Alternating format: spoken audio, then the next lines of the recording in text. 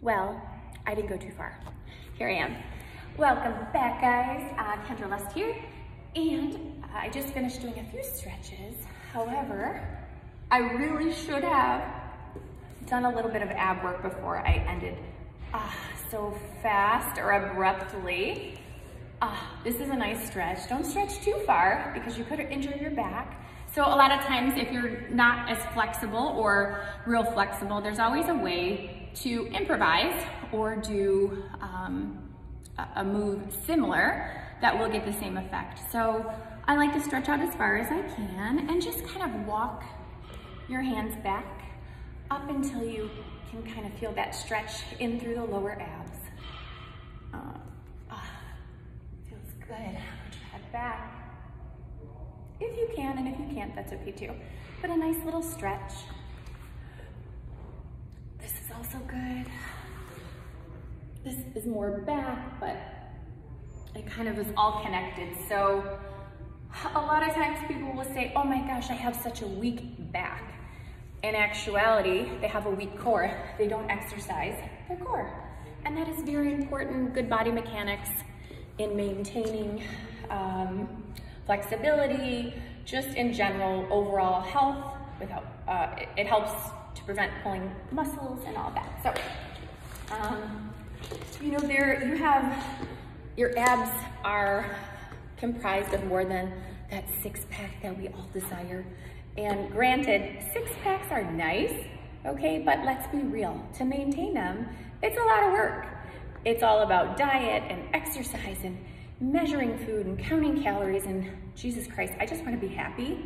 So I want to eat a steak, I want my carbs, I want to indulge, I like my cheesecake. So you know what, I'm over the six-pack. If you like it and you desire it, that's awesome. More kudos and I don't know, power to you.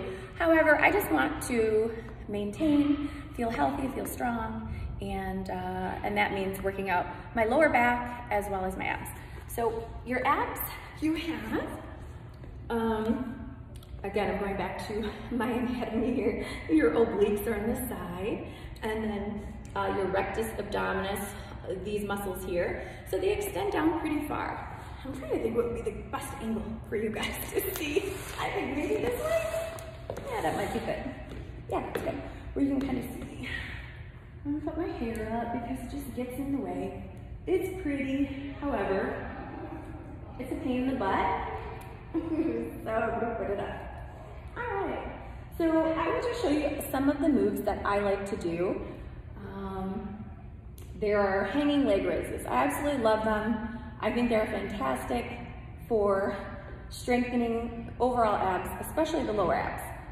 They are hard, and it takes a while to kind of build up the strength and stamina to do those.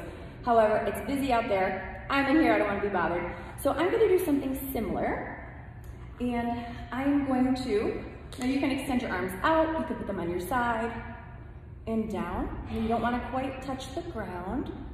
You can also raise your hips up, come down, pop, little pause, up, and down. Now your abs, like your calves, get a lot of exercise, right? So we're constantly using our abs and we're moving around, just cooking in the kitchen, you know, folding laundry, whatever it is that we're doing.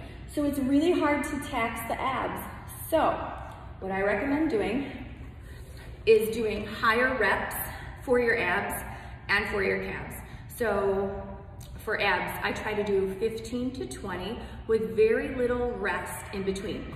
So what I was just demonstrating, the modified leg raises, instead of the hanging, I would do 15 to 20 reps with maybe 20 to 30 seconds of rest, if that, in between each set, and I would try to do 4 sets.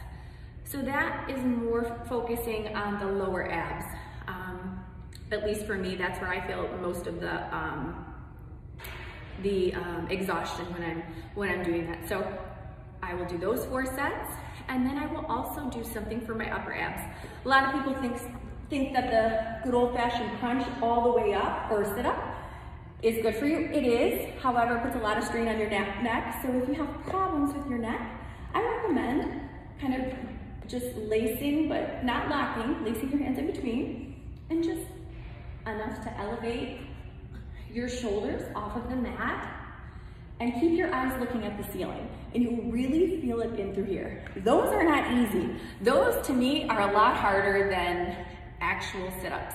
So in addition to the 4 sets of leg raises, I will do 4 sets of those, just to kind of get started.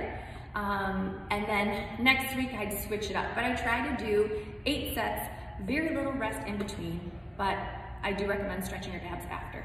So that is what I would be doing if I wasn't doing this all for you. So I hope that gives you a little insight about some of the stuff that I do when I'm at the gym. I cannot wait to get my studio. It's happening. I'm gonna do it, it's gonna be great.